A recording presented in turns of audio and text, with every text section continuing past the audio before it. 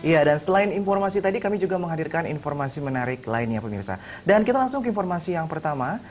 Tim gabungan Polres Musirawas menemukan 5 hektar ladang ganja di hulu Sungai Lakeh, Desa Sukaraja, Kecamatan Karangjaya, Kabupaten Muara Utara, Sumatera Selatan. Dalam penelusurannya, petugas menemukan ratusan rumpun ganja dan sebagian sudah siap dijual.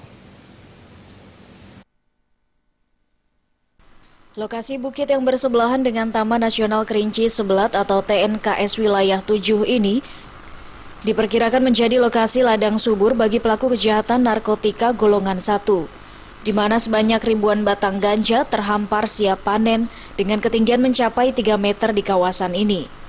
Operasi yang dipimpin langsung oleh Wakapolres Musirawas Kompol Yoga Baskara kemudian memusnahkan ratusan batang ganja dengan cara dibakar bersama pondok yang berada di ladang tersebut.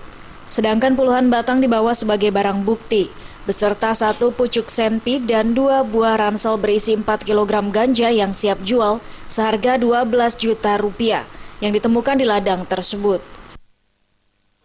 Ayo, sip.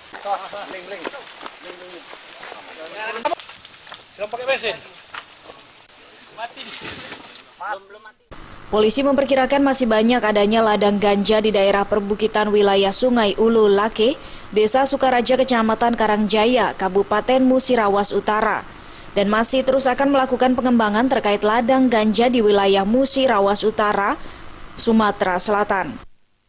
Untuk kurang lebihnya 5 hektar, jadi yang kami ambil tadi kurang lebih 3 hektar itu masih tanaman tinggi, 2 hektarnya tanaman sudah dipanen.